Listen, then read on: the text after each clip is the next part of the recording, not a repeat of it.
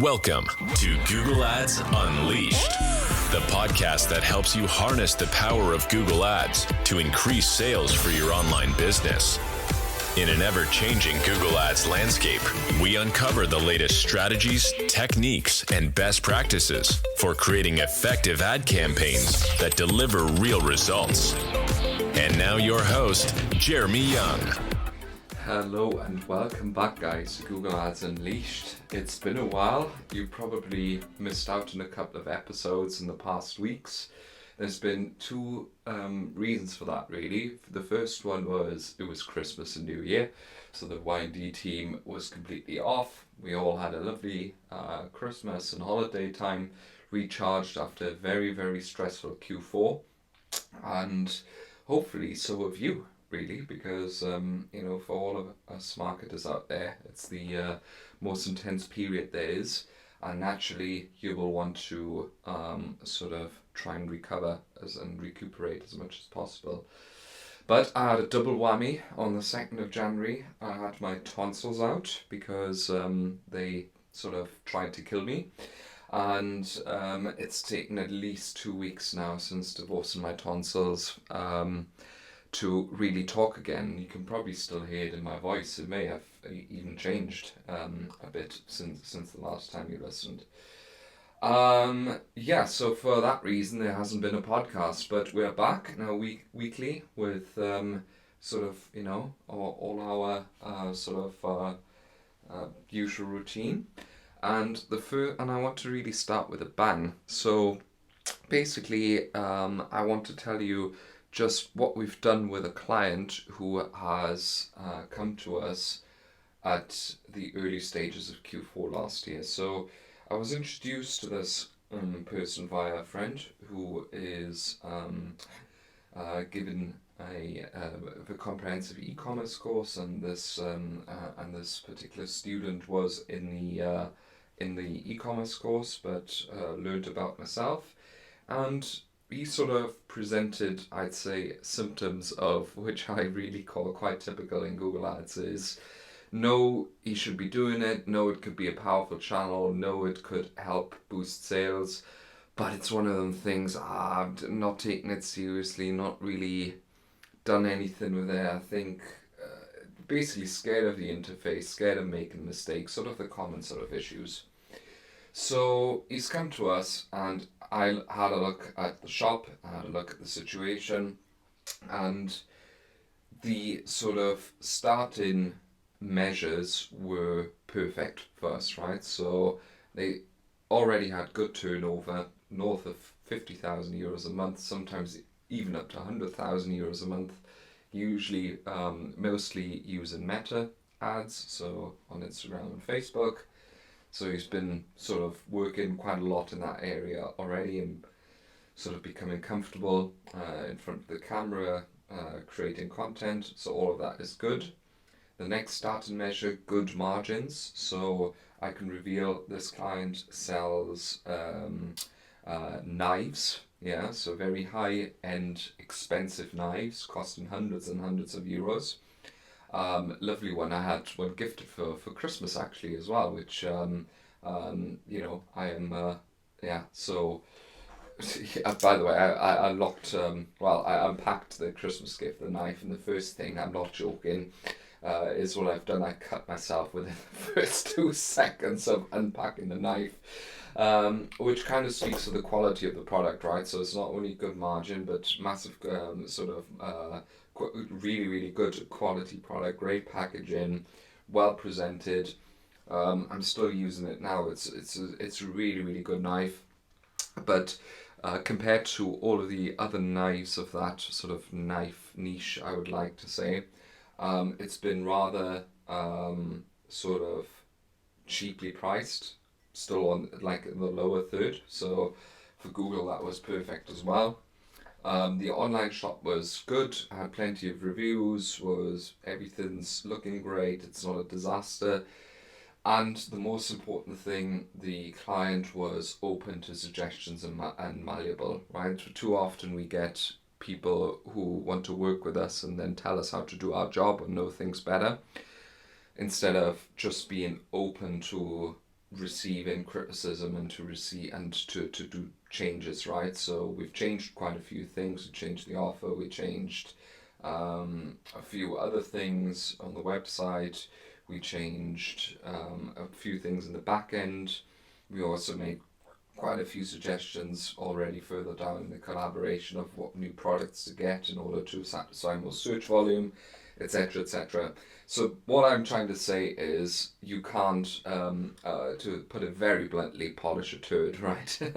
So you need a good starting point. You need a good product. You need well priced. You need something with enough margin so that you can buy in new customers as well, right? So that's something a lot of people sort of terribly underestimate in digital marketing specifically. It's not always the person with with the best product or the best experience is going to win the auction, but being able to actually spend money to acquire new customers is something you really have to be able to do, and you have to have products which have enough margin on that. So, given that we had a client who was really willing with us, so the first thing that we usually do is to sort of do a kick-off meeting and really deep dive into the numbers. What has been working so far? If they have done any Google before, and he's had like 2 sales a week on the platform, right? No joke, now 2 sales a week, and barely any spend. What is working? What sort of are the margins of the products? What sort of overall blended ROAS do we have to achieve with all of the other marketing channels? Do they have everything in place in order to track all of their business metrics, MER, CAC, so customer acquisition costs, new customer acquisition costs, all of this stuff are the numbers under control? And if not, we usually try and help a little bit as well to point people into the right direction. But the good news was this client had all the numbers under control, right? Knew exactly what was going on. The only challenge in the business was cash flow, okay? So at the moment, because it's a completely bootstrapped business, which is fine, we sometimes are selling out of the products, which has been hindering growth in the past 2 months a little bit. But it's just one of them things, right? Like you can still then in those times focus ad spend profitably on what products are not sold out and what is left over, and try to sort of sell off surplus stock as well. So we got all of that in place. Then we got all of the account infrastructure in place, because a couple of things were missing. It's sort of things which are important in order to take advantage of the full spectrum of the Google Ads platform. Stuff like uploading customer match lists. Important to get your first party data into the Google Ads account, so Google kind of can use that for optimizing and smart bidding. The next thing is we've installed a review feed, so we've actually got the client to get GTINs and to, with us, of course, with our help, to optimize the feed completely, which we've done, but we got him to put the GTINs in, etc., and set up the review feed from Judge Me, so that we can get reviews and social proof for that in our ads. Because something that we've noticed straight away is after a week or two of collaborations, when the collaborations started, once the reviews kicked in, it provided a huge uplift to the performance. We literally overnight saw 30% better conversion rate and more sales per day. So really important you get your reviews, or at least an offer on your merchant center. And that's just some of the architectural stuff that just needs to be done at the beginning, right? So we also just plugged all the gaps in the settings where they were, things not how they should be. Auto applied recommendations turned off, automatically created assets turned off, connect analytics properly, connect the YouTube account, for instance, so you can do YouTube remarketing and obviously use YouTube as well.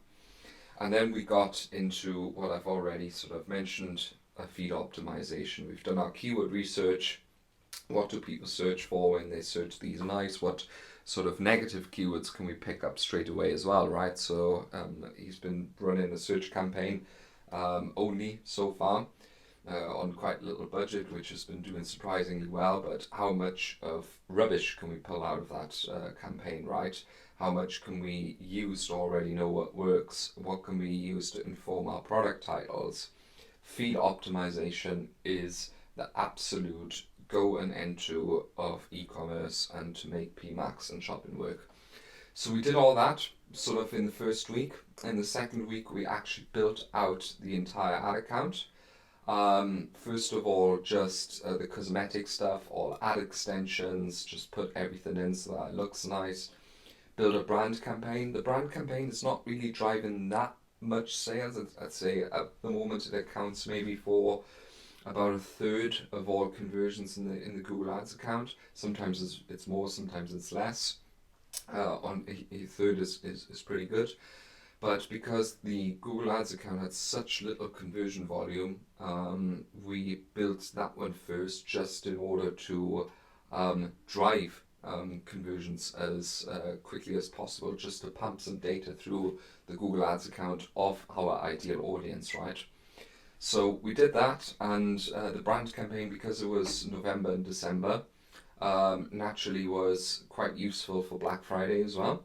To display the offer that they had, and that's what the brand campaign is for. It's your billboard for your business, right? So so that's the first thing that we built in the second week. And we built a DSA campaign. DSA campaign, I still do not get. I love it. I know Google wants to upgrade it to Performance Max, but as long as that's not happening, I'm still going to be a big proponent of it and use it. Just made one ad group with a rule that it should only include all product pages and exclude out of stock products. So it's like a dynamic DSA campaign that just displays nice search ads for if someone specifically searches for that knife in that sort of style or format. Always a good fallback to have on. It's generating a few conversions a week. Super profitable, perfect, right? That's something that you will want to do. Then we built our various PMax campaigns. Specifically, we had 3 PMax campaigns in this campaign, in this account, specifically for the knives themselves. He also offers some knife sets and gift sets, and also some accessories, like things like knife sharpeners, etc. So it made sense to split this up. So that's something that we built then, and just a classic shopping retargeting campaign. And we built out the existing prospect and search campaign, which already was there, but did the sort of usual things like just iron over all the settings, actually write good ads, right? Because the current ad had like 3 headlines with maybe using 15 characters and only 2 descriptions with maybe 50 characters each.